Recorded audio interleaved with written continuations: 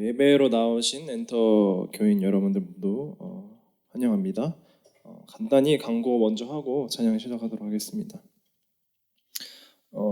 이번 달 25일까지 목정 후원 선교사님께 보내드릴 선교 헌금을 교회 통장으로 입금해 주시면 교회에서 1+1 매칭을 해서 선교사님께 보내드립니다. 다음 주는 선교사님이 설교를 해주시고 다음 주 오후 6시에 교회에서 청목자 모임이 있습니다. 목자, 부목자분들께서는 꼭 참여해 주시길 바랍니다. 그리고 내년 2월 교회 이전을 위해서 온 교우분들이 함께 기도를 해주시면 감사하겠습니다. 네, 저희 찬양으로 오늘도 예배 문을 함께 열어가도록 하겠습니다. 함께 찬양하겠습니다.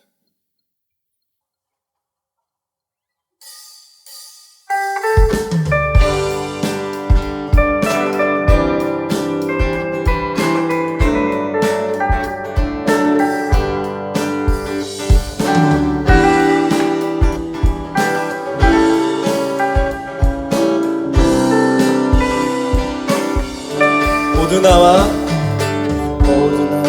주 경배하네.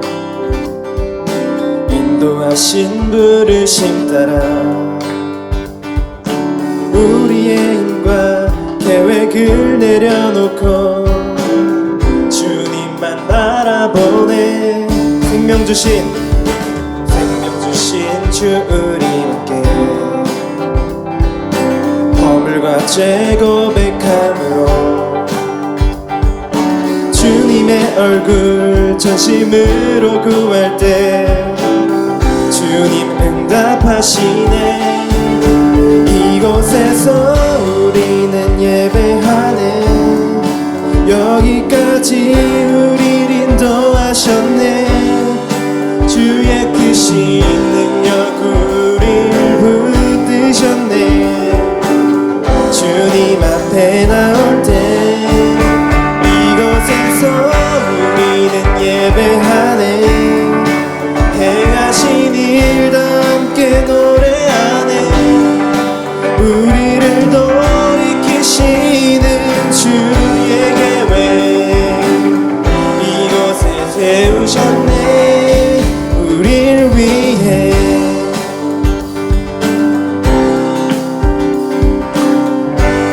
한 번 더 찬양하겠습니다. 모두 나와 주 경배하네. 인도하신 부르심 따라 우리의 힘과 계획을 내려놓고 주님만 바라보네. 생명 주신 주 우리께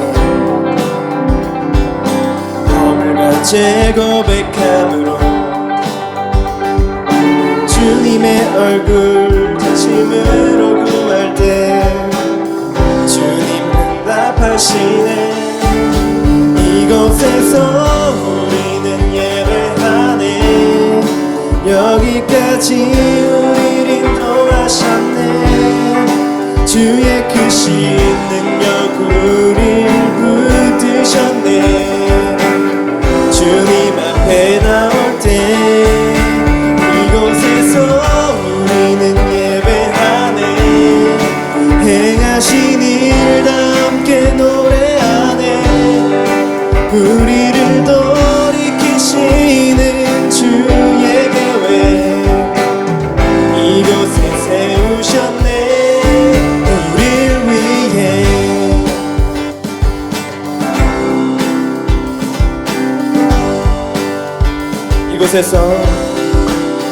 이곳에서 주님을 예배하네. 여기까지 우리를 인도하셨네. 주의 크신 능력 우리를 붙드셨네. 주님 앞에 나올 때 이곳에서 우리는 예배하네. 행하신 일도 함께 노래하네. 우리를 돌이키시는 주의 계획 이곳에 세우셨네. 우릴 위해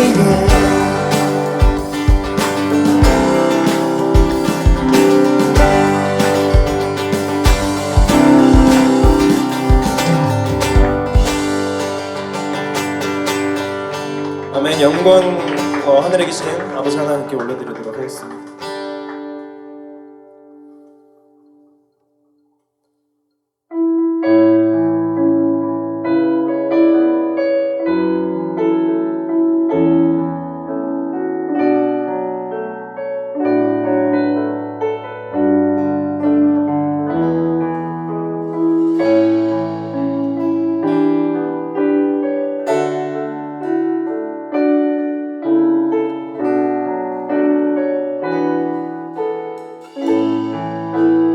주가 보이신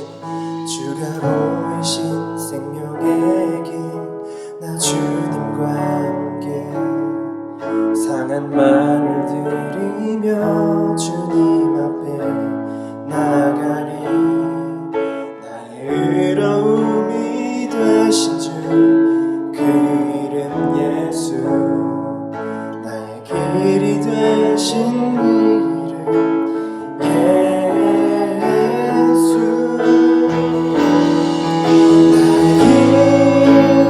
오직 그가 하시나니, 나를 단련하신 후에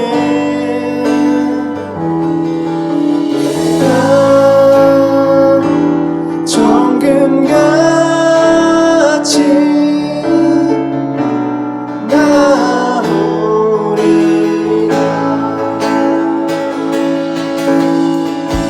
주가 보이신 생명의 길, 나 주님과 함께 상한 마음을 들이며 주님 앞에 나가리. 나의 의로움이 되신 주, 그 이름 예수, 나의 길이 되신 이름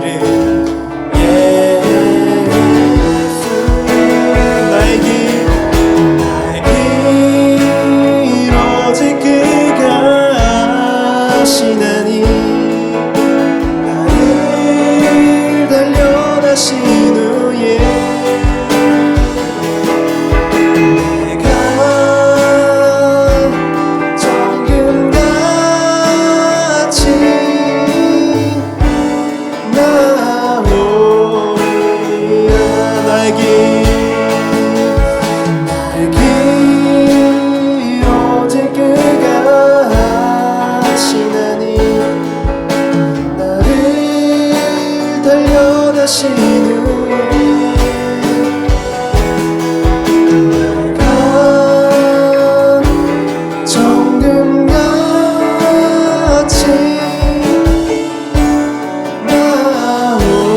나오리라. 나의 길 오직 그가 하시나니, 나를 단련하신 후에 내가 정금같이 나오리라.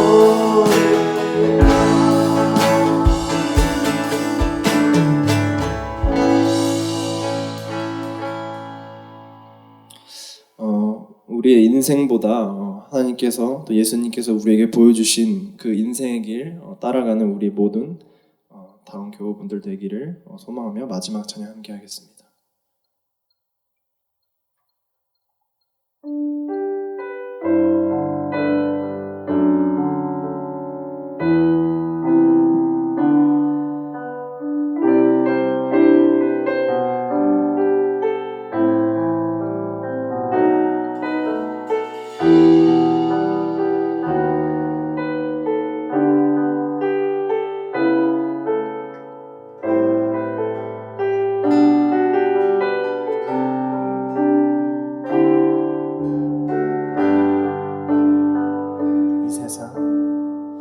이 세상 가장 아름다운 순종의 눈물, 온 세상 다시 빛나게 한 생명의 눈물 그가 이 땅에 오신 이유 죽어야 살게 되고 져야만 승리하는 놀랍고 영원한 신비 지으신 그대로 회복시킨 우리의 창조주 그리스도 십자가의 길로 아버지 뜻 이루셨네 그가 이 땅에 오신 이유 이제 우리에게 맡겨진 그 소망 그 사랑 그 생명 아름답고 눈부신 십자가의 길 우리가 이 땅에 살아간 이유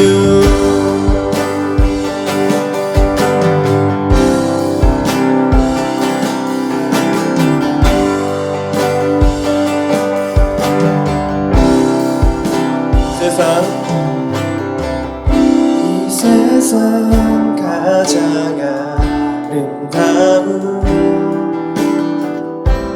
순종의 눈물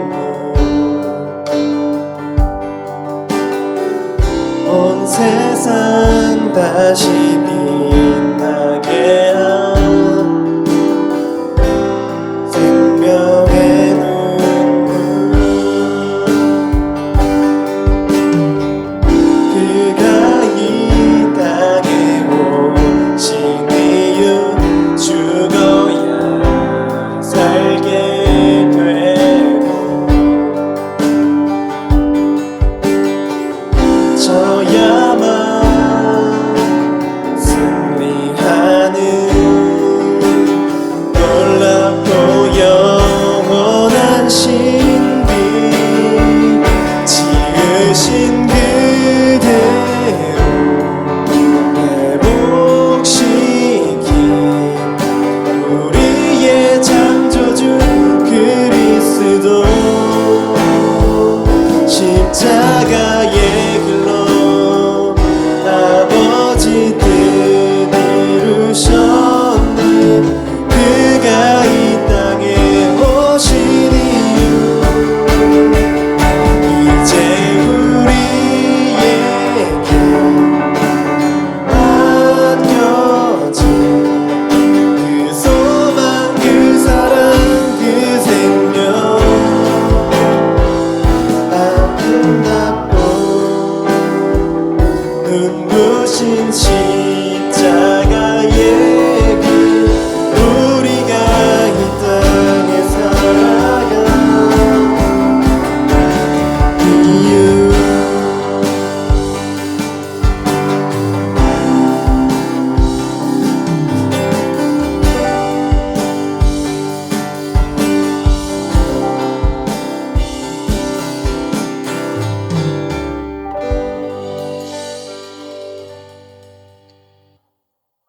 주님의 영광이 이 시간 우리의 예배를 통해 온전히 선포되고 드러나길 간절히 원합니다. 주님의 찬양과 우리의 기도와 말씀의 선포가 하나님께 향기로운 제물 되게 하여 주시옵소서. 전심으로 주님을 찬양합니다. 기뻐 받아 주시옵소서. 내가 거룩하니 너희도 거룩할지어다. 하나님 이 시간 예배를 통해서 우리의 거룩하지 못했던 죄된 모든 말, 생각, 행동 주님께 이 시간 고백합니다. 아버지 주님의 은혜로 깨끗이 씻어 주시옵소서.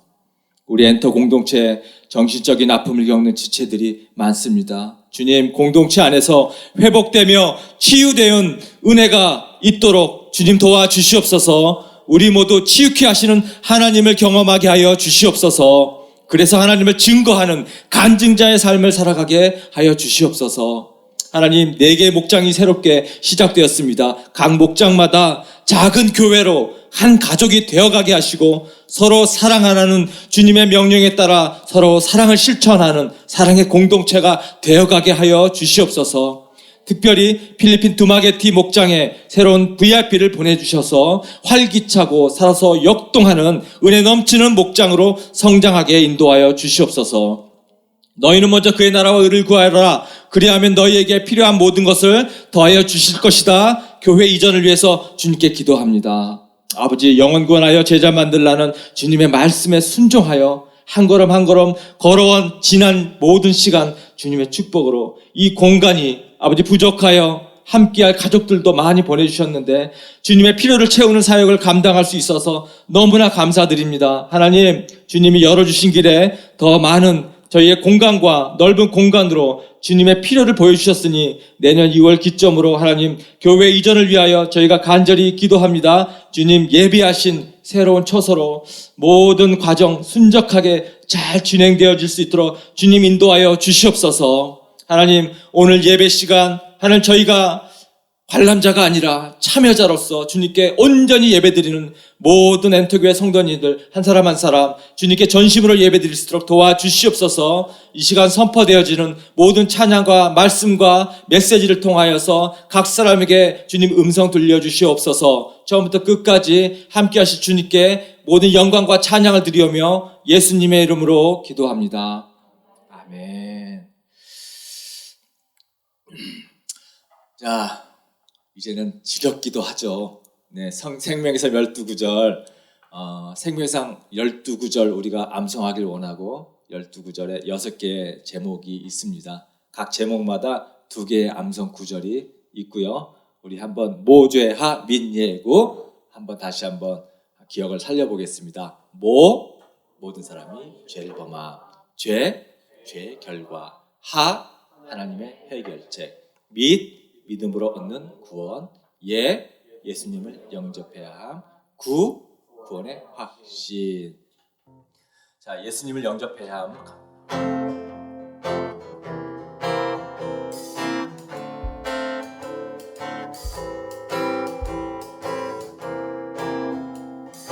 하나, 둘, 셋. 예수님을 영접해야 함. 요한복음 1장 12절. 그러나 그를 맞아들인 사람들, 곧 그 이름을 믿는 사람들에게는 하나님의 자녀가 되는 특권을 주셨다. 한 번 더 불러볼게요. 예수님을 영접해야 함. 요한복음 1장 12절.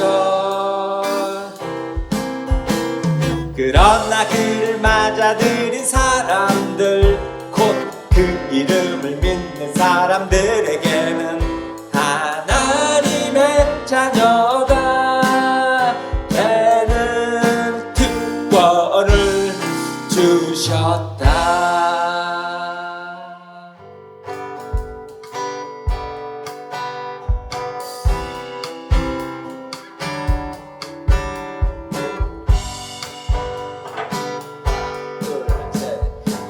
예수님을 영접. 요한계시록 3:20.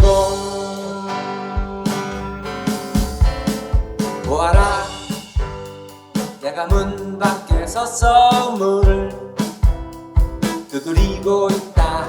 누구든지 내 음성을 듣고 문을 열면 나는 그에게로 들어가서 그와 함께 먹고 그는 나와 함께 먹을 것이다. 예수님을 영접. 요한계시록 3:20. 구원의 확신. 요한일서 5장 11, 12 그 증거는 이것이니 곧 하나님이 우리에게 영원한 생명을 주셨다는 것과 바로 이 생명은 그 아들 안에 있다는 것입니다. 그 아들을 모시고 있는 사람은 생명을 가지고 있고 하나님의 아들을 모시고 있지 않는 사람은 생명을 가지고 있지 않습니다.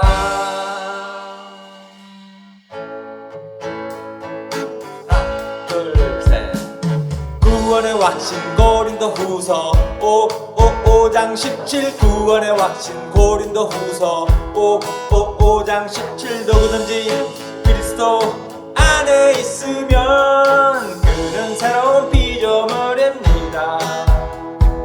옛것은 지나갔습니다. 보십시오 새 것이 되었습니다.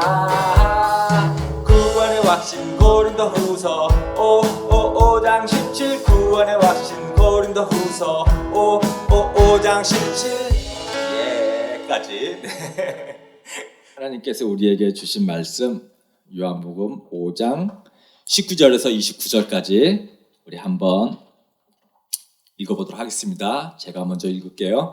예수께서 그들에게 말씀하셨다. 내가 진정으로 너희에게 말한다. 아들은 아버지께서 하시는 것을 보는 대로 따라할 뿐이요 아무것도 마음대로 할 수 없다. 아버지께서 하시는 일은 무엇이든지 아들도 그대로 한다. 아버지께서는 아들을 사랑하셔서 하시는 일을 모두 아들에게 보여주시기 때문이다. 또한 이보다 더 큰 일들을 아들에게 보여주셔서 너희를 놀라게 하실 것이다. 아버지께서 죽은 사람들을 일으켜 살리시니 아들도 자기가 원하는 사람들을 살린다. 아버지께서는 아무도 심판하지 않으시고 심판하는 일을 모두 아들에게 맡기셨다. 그것은 모든 사람이 아버지를 공경하듯이 아들도 공경하게 하려는 것이다. 아들을 공경하지 않는 사람은 아들을 보내신 아버지도 공경하지 않는다. 내가 진정으로 너희에게 말한다. 내 말을 듣고 또 나를 보내신 분을 믿는 사람은 영원한 생명을 가지고 있고 심판을 받지 않는다. 그는 죽음에서 생명으로 옮겨갔다.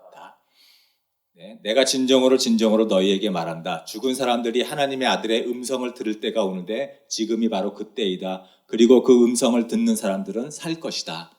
그것은 아버지께서 자기 속에 생명을 가지고 계신 것 같이 또 생명을 주셔서 그 속에 생명을 가지게 하여 주셨기 때문이다.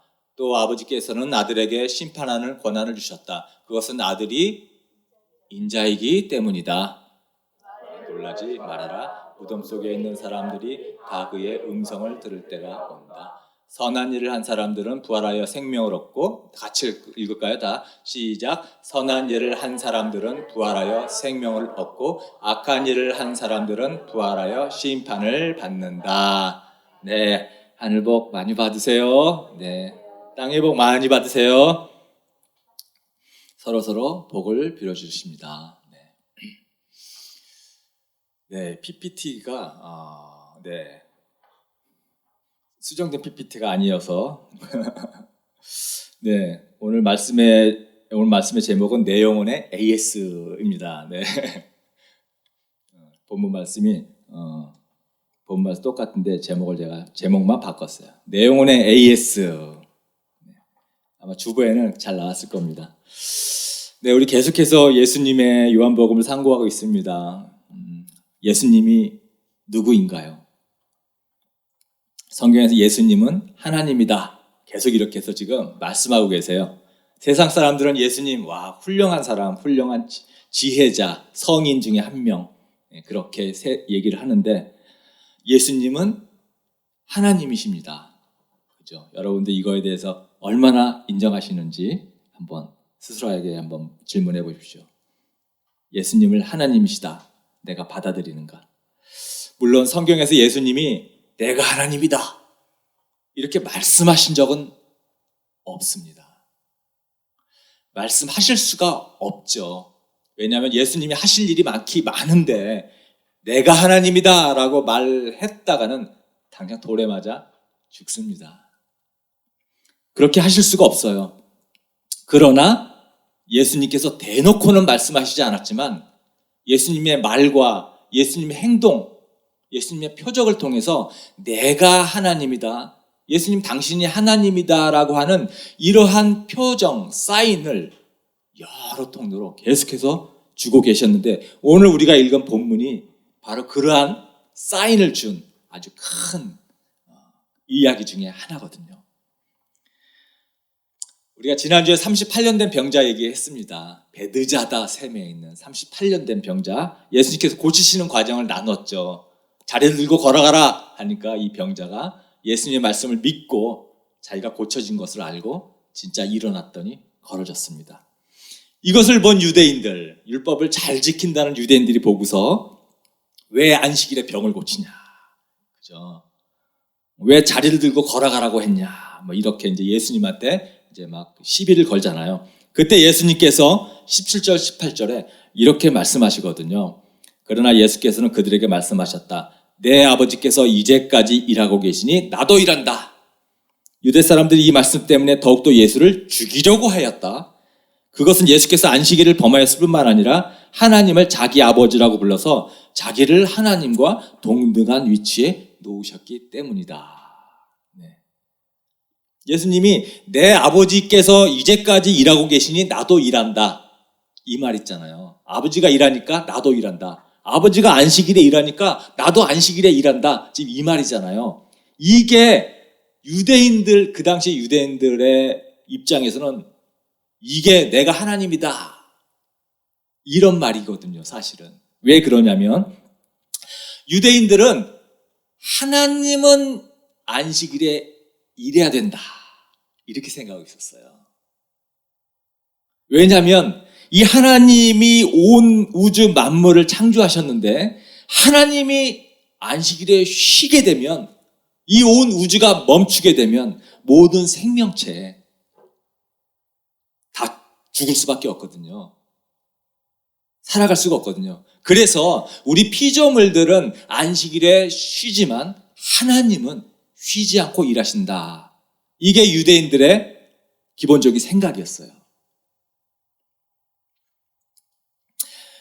자, 그런데 지금 예수님께서 하나님이 일하니까 나도 일한다, 이렇게 말씀하신 거예요. 그러니까 유대인들은 이게 무슨 말인지 피부에 확 와닿는 말이에요.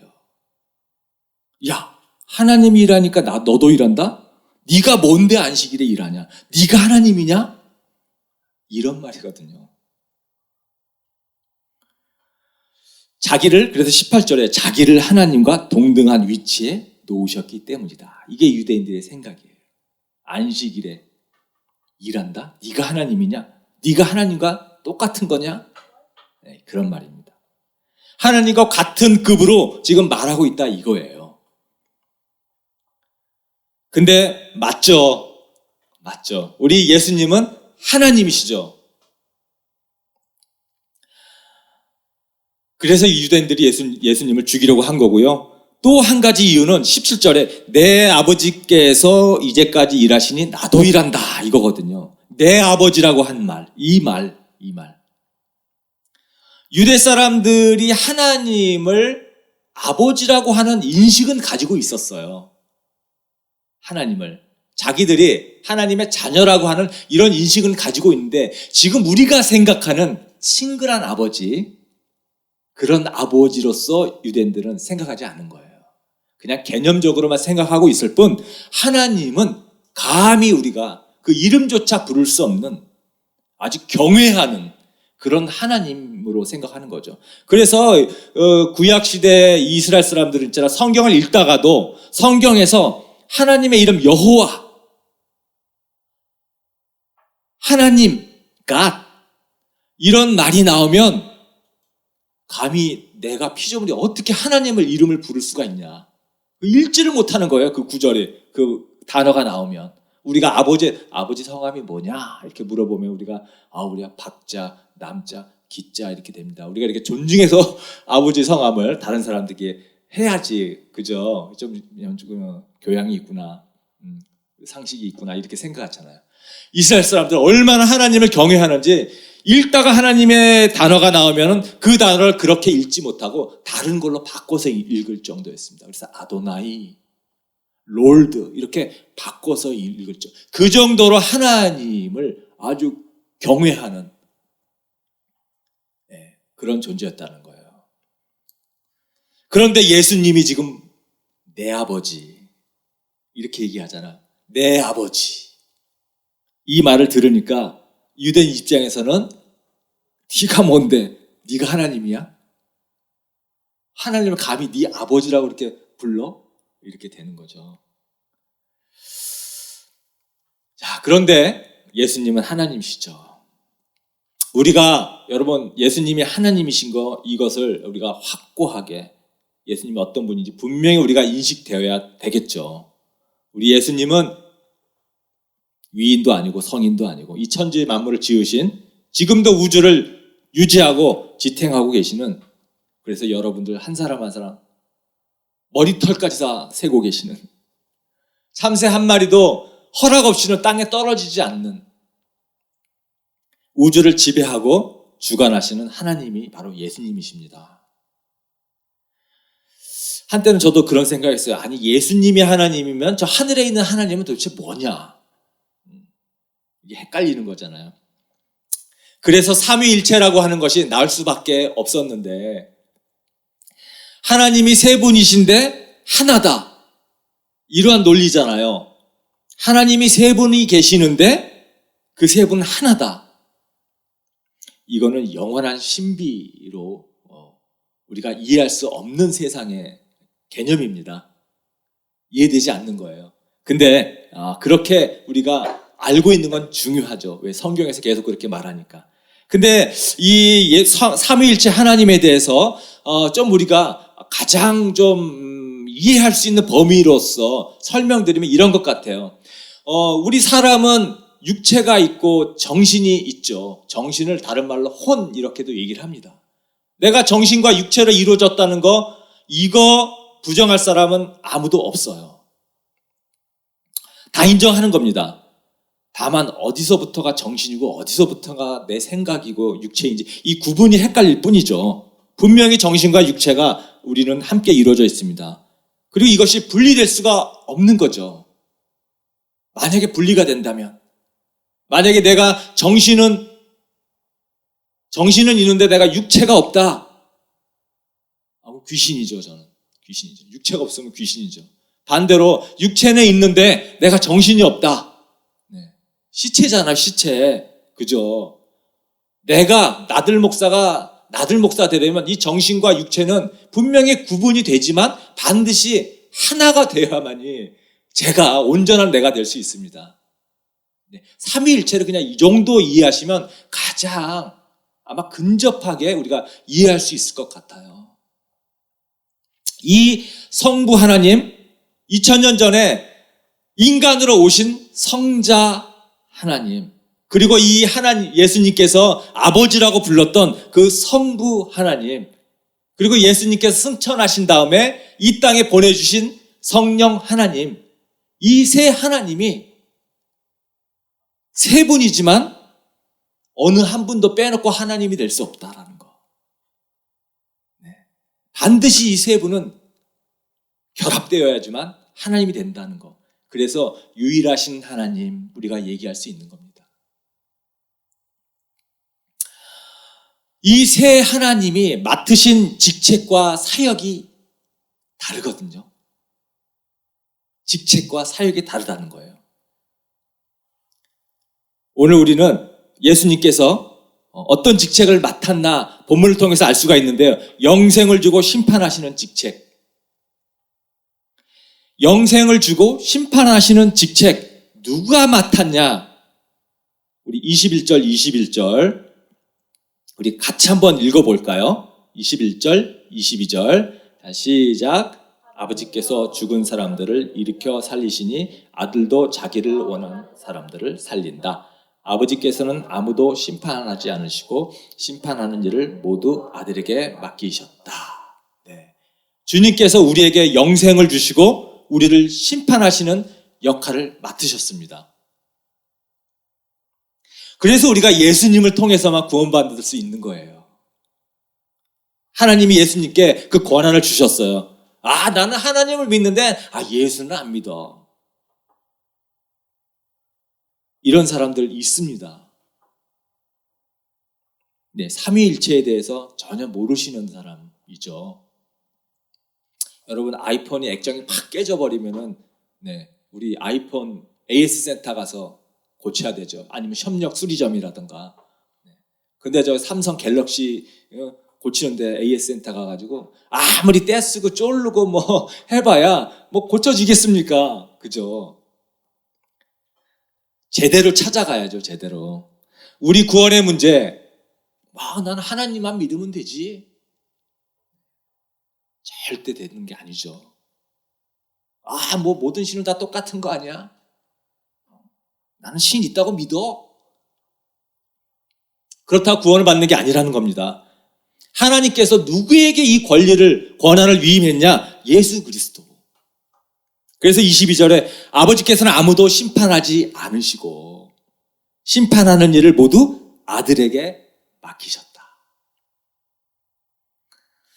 우리에게 생명을 주고 심판하는 것은 바로 예수 그리스도의 일입니다. 우리가 예수님을 통하지 않고 내가 영혼의 구원을 받는 것 있을 수 없어요. 내 영혼을 고치시고 수리하시는 분은 우리 예수님. 예수님께 우리 AS 받아야 됩니다. 예수님께서 맡으신 일, 우리 다시 한번 찬찬히 보려고 합니다. 우리에게 생명을 주신다라는 거예요. 그래서 21절에 아버지께서 죽은 사람을 일으켜 살리시니 아들도 자기가 원하는 사람들을 살리신다. 이렇게 말씀한 거고요. 다시 25절에 또 이런 말씀이 있습니다. 내가 진정으로 너희에게 말한다. 죽은 사람들이 하나님의 아들의 음성을 들을 때가 오는데 지금이 바로 그때이다. 그리고 그 음성을 듣는 사람들은 살 것이다. 예수님께서 이 땅에 오셔서 우리 삶 가운데 하시라는 일이 뭐냐? 우리에게 생명을 주는 것. 그 생명이 뭐겠습니까? 그 생명. 영생이죠, 영생. 우리에게 영생을 주시는 분 예수님이세요. 우리 이 세상 다 살고 나면 죽음으로 끝이 납니까? 죽음은 끝나는 건가요? 그러면 너무 안타깝죠. 그러면 뭐라도 해야죠. 이 세상 살면서 하고 싶은 거 다 하고 경험할 거 다 해보고 죽어야죠. 너무 아깝잖아요. 시간과 세월이. 여러분, 죽음은요 그냥 관문이라고 생각하시면 돼요. 관문. 우리가 상상할 수 없는, 우리가 이 눈에 보이는 이 세계를 초월하는 또 다른 어떤 세계가 있는데, 그 세계는 이 죽음이라는 관문을 통해야만 그 세계로 갈 수가 있습니다. 바로 이 관문을 통해서 우리에게 영생을 주실 수 있는 분이 바로 예수님이세요. 저번에 우리 세연이가 저한테 그런 질문을 했어요. 이 세상 사는 게 이렇게 힘든데, 이렇게 힘든 세상을 영원히 살면 그건 어떻게 살아요? 그죠? 영생이라고 해서 영원히 사는 것을 의미하는 게 아니거든요. 지긋지긋한 힘든 삶을 영원히 산다 그러면 그게 지옥 아니겠어요? 하나님이 우리에게 주시는 영생은 그런 게 아니고요. 우리가 예수님을 믿고 나면 그 예수님 믿음으로 인하여서 우리에게 맛보게 되는 어떤 기쁨들이 있잖아요. 순간순간 맛보는 감사함, 행복들이 있습니다. 가끔씩 맛보는 것. 그러한 행복과 기쁨과 감사가 영원히 완성되는 곳. 여기서는 맛보기지만 수천 배, 수만 배 누리며 사는 곳이 천국이죠. 하나님의 사랑과 은혜가 풍성히 함께하는 곳.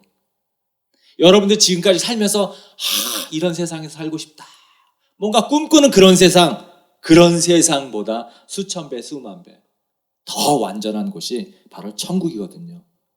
이것을 바로 예수님께서 우리에게 주실 수 있는 분이라는 거예요. 그런데 예수님께서 항상 강조하고 있는 게 있는데요. 우리가 영생은 죽고 난 다음에 완성되지만 지금부터 시작된다.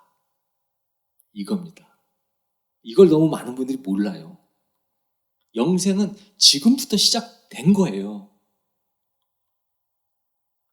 예수님의 약속은 미래지향적이지만 항상 현재 시작된다는 것을 말하고 있거든요. 25절 우리 지금 다시 한번 봅니다. 내가 진정으로 너희에게 말한다. 죽은 사람들이 하나님의 아들의 음성을 들을 때가 오는데 이제 미래형이죠. 아들의 음성을 들을 때가 오는데 지금이 바로 그때이다. 현재적인 말씀을 하고 있습니다. 우리의 완전한 행복, 죽은 다음에 완성이 되지만 그 시작은 내가 예수님을 영접한 그 순간부터 시작된다는 거예요. 영생이. 그래서 이런 기쁨이나 화평이나 어떤 행복 멀리서 찾지 마시고요. 사람에게 찾지 마시고, 사람에게 찾으면 상처받고 실망해요. 또 돈이나 재물에서 찾으려고 하면요 반드시 망합니다.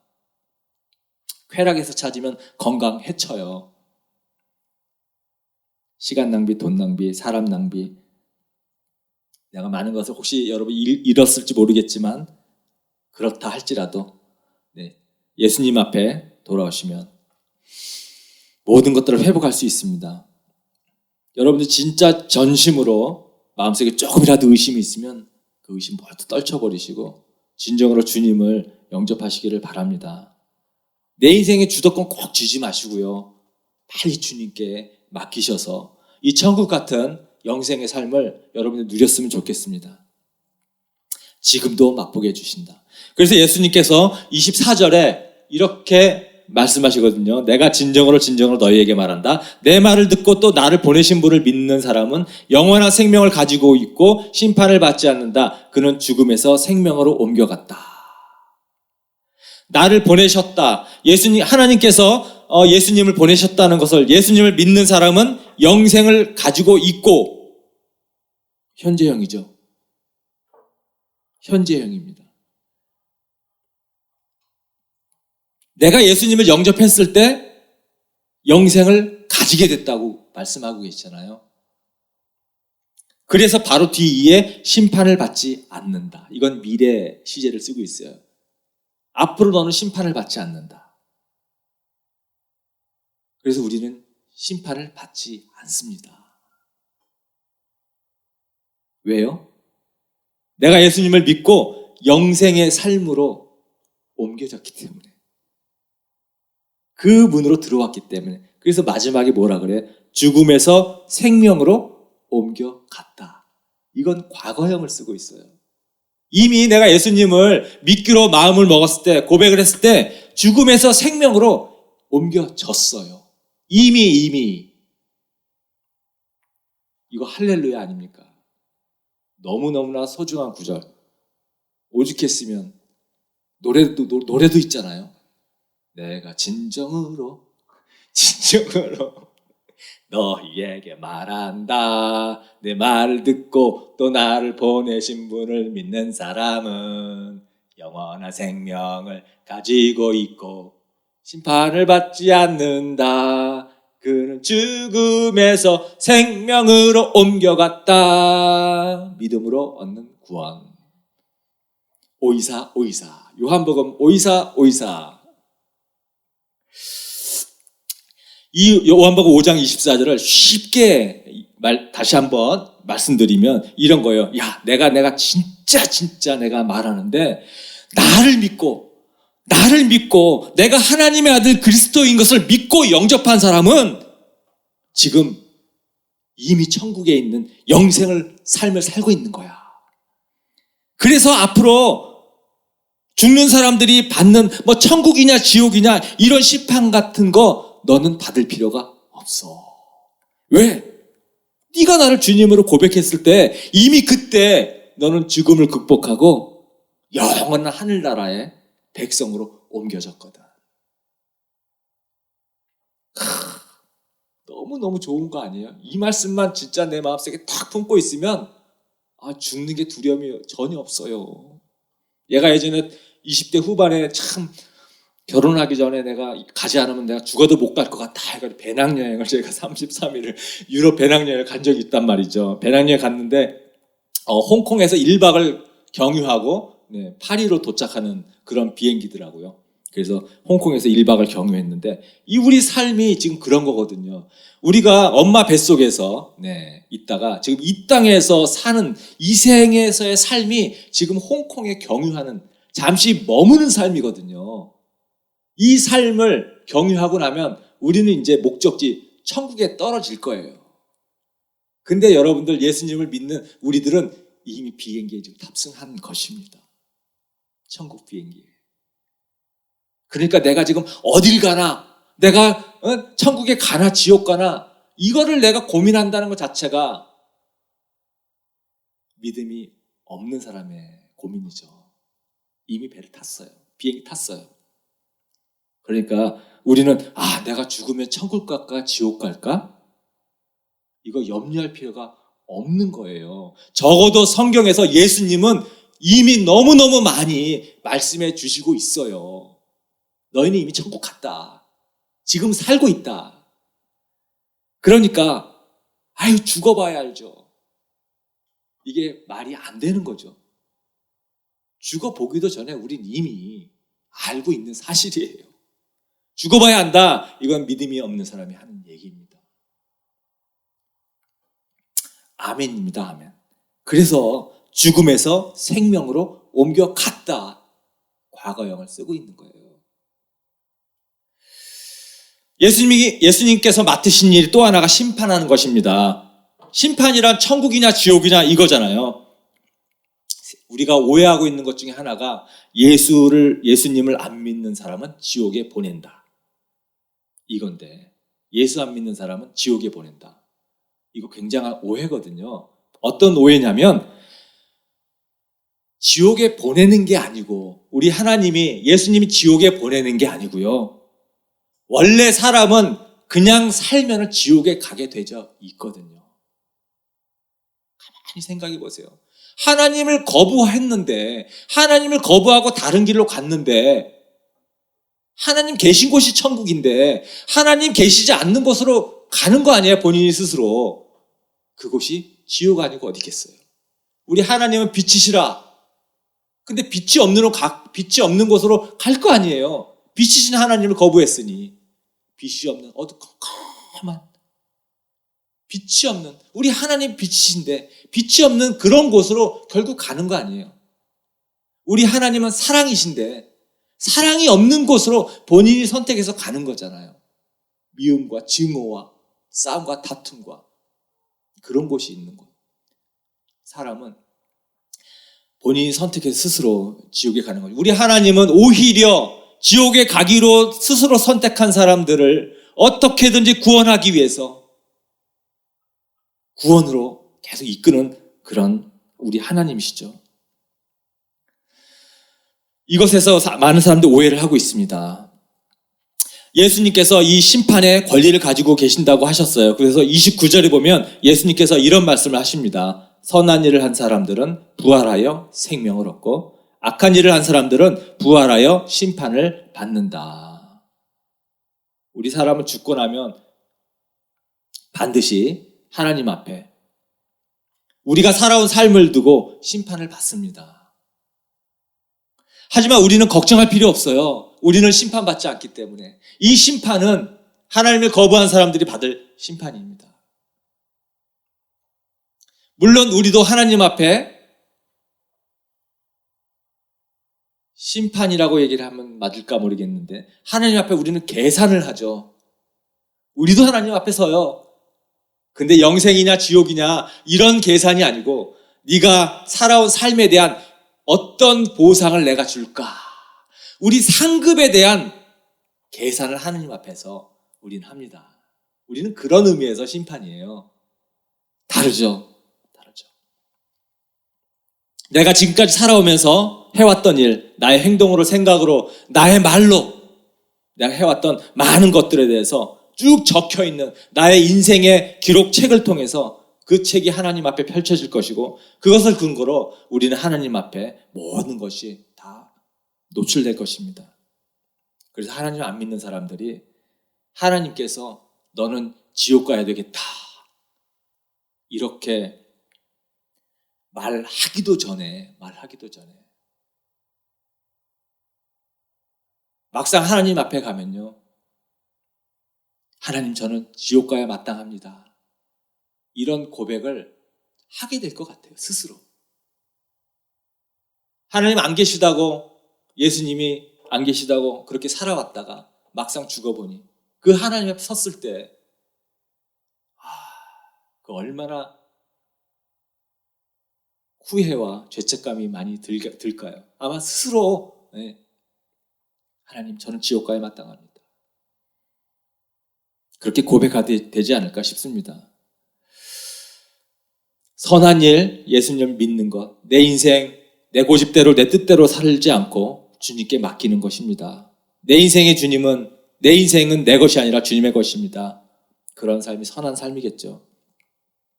악한 삶은 나의 삶을 구원하기 위해서 이 땅에 보내신 예수님, 엄청난 값을 치르고 보내신 그 예수님 거부하고, 공짜로 주는 그 구원의 선물 거부하고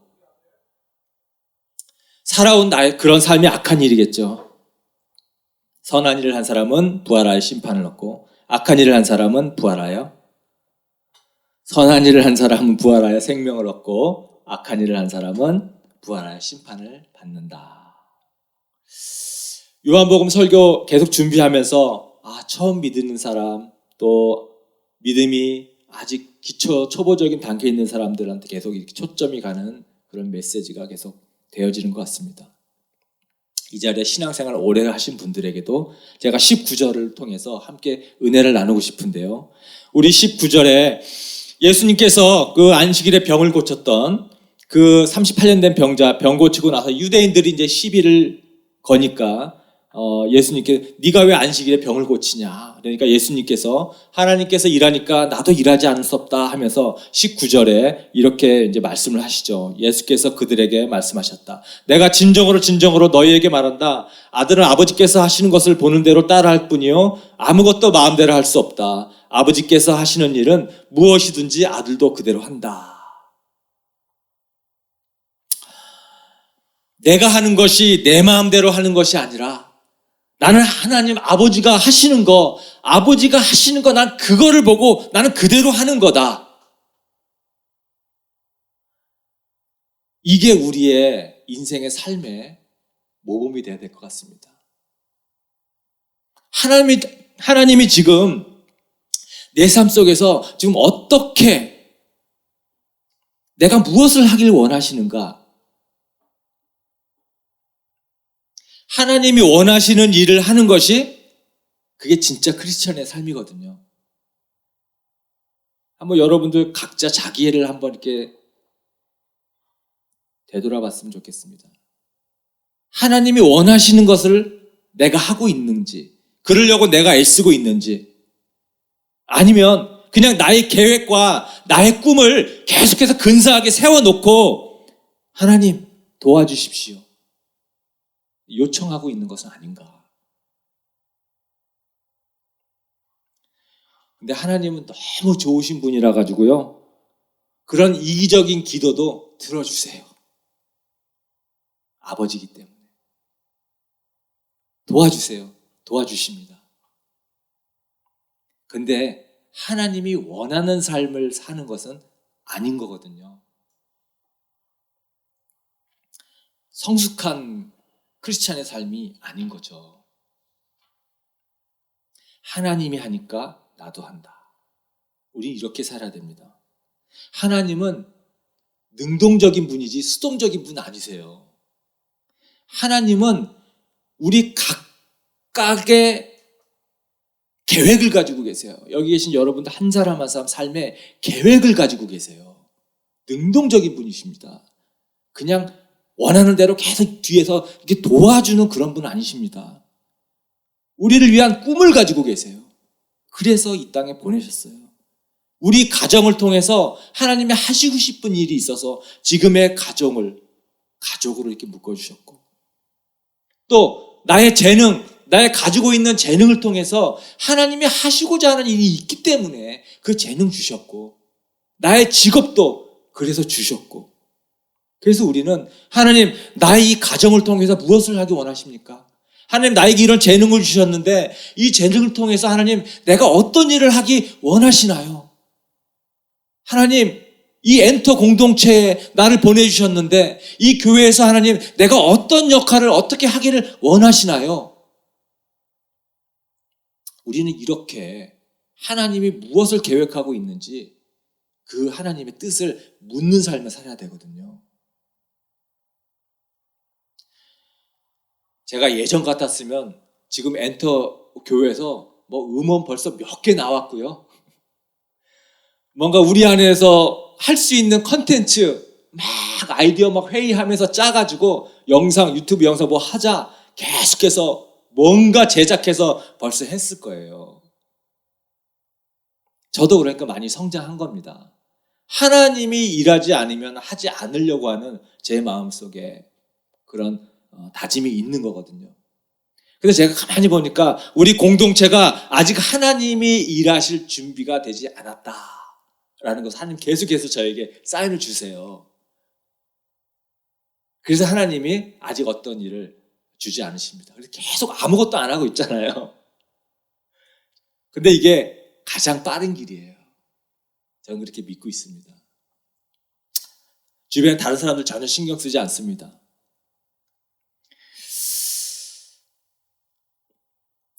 하나님의 소원을 물으면서 그것을 이렇게 하나씩 성취해가는 삶.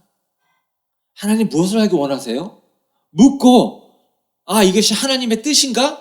내가 확실하게 확신이 서지 않지만 하나님의 뜻일까 하고서 한 걸음 한 걸음 가는 거거든요. 그런 것들을 경험해야 점점 더 확신이 들어요. 그렇게 살아가면서 뭔가 하나님의 일이구나라는 것을 내가 경험하기 시작할 때 그때 있잖아요. 보람되구나. 와, 너무 감사하다. 행복하다. 내가 정말 너무 의미 있게 산다. 이런 고백이 그때 나오거든요. 그래서 우리가 이 하나님의 뜻과 음성을 들을 수 있는 것이 너무 중요하죠. 우리가 앞장서는 것이 아니라 항상 하나님이 먼저 앞장서고 우리 하나님 뒤를 따라가는 것입니다. 이렇게 하나님이 원하시는 것을 내가 찾고자 하고 그 길을 내가 따라가려고 할 때 어떤 일이 생기는가? 우리 20절에 아버지께서는 아들을 사랑하셔서 하시는 일을 모두 아들에게 보여주시기 때문이다. 또한 이보다 더 큰 일들을 아들에게 보여주셔서 너희를 놀라게 하실 것이다. 하나님이 우리에게 보여주신다는 거예요. 내가 하나님 뜻에 정말 따르기를 원하고 하나님 내가 무엇을 하고 원하십니까? 라고 계속 물을 때에 하나님이 보여주신다는 거예요. 알려주신다는 거예요.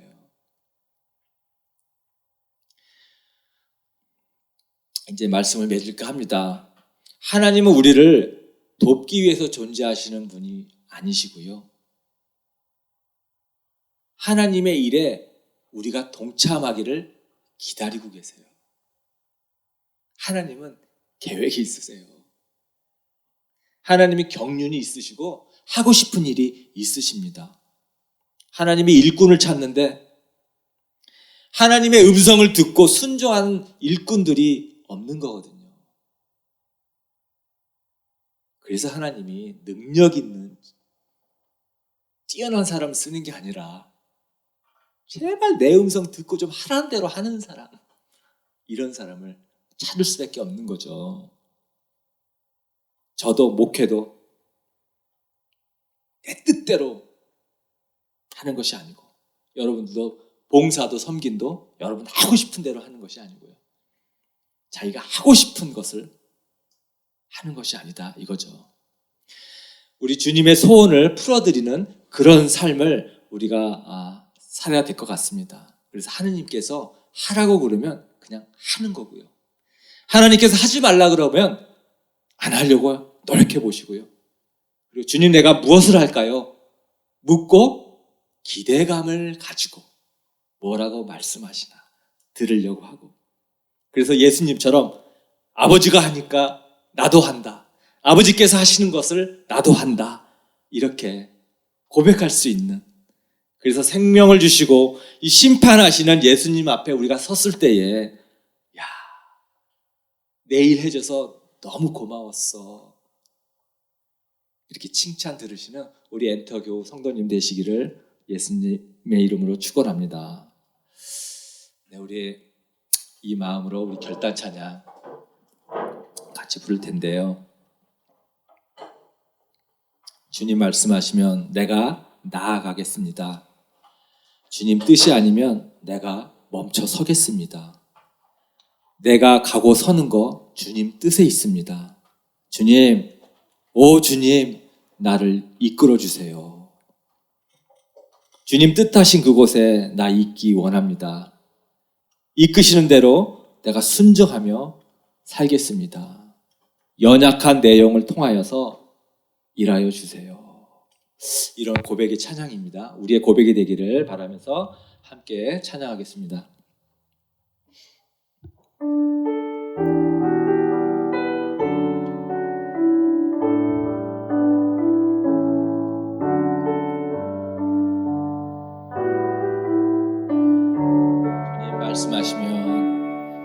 주님 말씀하시면 내가 나가리다. 주님 뜻이 아니면 내가 멈춰서리다. 나의 가고 서는 것 주님 뜻에 있으니 오 주님 나를 이끄소서. 다시 한번요. 주님 말씀하시면 내가 나가리다. 주님 뜻이 아니면 내가 멈춰서리다. 나의 가고 서는 것 주님 뜻에 있으니 오 주님 나를 이끄소서. 뜻하신 그곳에 나 있기 원합니다. 이끄시는 대로 순종하며 살리니 연약한 내 영혼 통하여 일하소서. 주님 나라와 그 뜻을 위하여 뜻하신 그곳에 나 있기 원합니다. 이끄시는 대로 순종하며 살리니 연약한 내 영혼 통하여 일하소서. 주님 나라와 그 뜻을 위하여 오 주님 나를 이끄소서. 이 시간 들으신 말씀 또 기도 찬양 중에서 내 마음에 주님 주신 그 음성 따라서 우리 결단 기도 찬양과 또 기도를 드리도록 하겠습니다. 기도합시다. 아버지,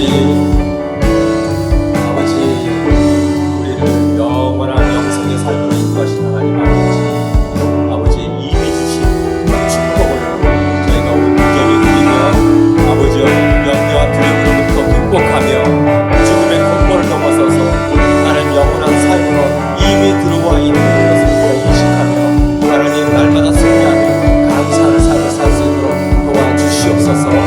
하나님, 그래서 정말 우리가 매일의 삶 속에서 정말 주님이 뜻하시는 그 음성, 주님이 말씀하시는 그 음성을 따라서 하나님 정말 내 뜻을 이루어가는 삶이 아니라 주님이 원하시는 주님의 뜻을 이루어가는 삶을 살아가며 정말 이 세상에서도 정말 행복하다, 감사하다, 정말 주님 주시는 축복과 은혜를 마음껏 누리며 살아가는 복된 삶이 될 수 있도록 주님 인도하여 주시옵소서. 우리가 주님께서 찾아가셔서 그 마음에 주님 확고한 믿음과 아버지여 주님의 말씀으로 아버지 더욱더 온전한 믿음으로 하나님 굳건하게 하나님 승리하며 나아갈 수 있도록 도와주십시오. 불완전한 삶이 아니라 하나님 정말 확신 가지고 나아가는 삶을 살아갈 수 있도록 도와주시옵소서. 주님 그렇게 주님께서 위로하시고 또 주님께서 축복하시고 하나님 평강 가운데 날마다 주님 의지하며 주님 뜻 따라가며 살아가는 아버지의 그런 지식하는 주님 목 내려 주시옵소서. 주님 도와주시옵소서. 주님 목 내려 주시옵소서. 주님 아버지 우리에게 이미 주신 그 영생의 축복을 오늘 말씀을 통해서 다시 한번 확인했습니다. 하나님 그럼에도 불구하고 믿음이 부족하여서 내가 정말 천국에 갈까 지옥에 갈까 아직도 고민하고 갈등하는 우리 지체들이 있다면 하나님 그 모든 연약함들 주님께서 불쌍히 여겨주시고 오는 말씀을 마음속에 확고히 담고 다시는 고민하고 갈등하지 않고 이미 소유한 그 영생 번복되거나 다시 아버지 되돌릴 수 없는 영원한 약속인 것을 믿고 하나님 승리하는 삶 가운데 평안과 기쁨 가운데 매일매일 주님께서 인도하시는 주님이 원하시는 삶을 살기로 주님께 초점을 맞추며 승리하는 삶을 살 수 있도록 인도하여 주시옵소서. 이제는 우리 주 예수 그리스도의 은혜와 하나님의 사랑과 성령님의 교통하심이 영생으로 들어선 우리의 삶을 믿으며 매일매일 삶 속에서 주님의 음성 따라 살기로 결심하고 다짐하는 우리 엔터교우 사랑하는 성도님 한 사람 한 사람 머리 위에 그 가정 위에 이제로부터 영원토록 함께 하시기를 간절히 축원하옵나이다. 아멘.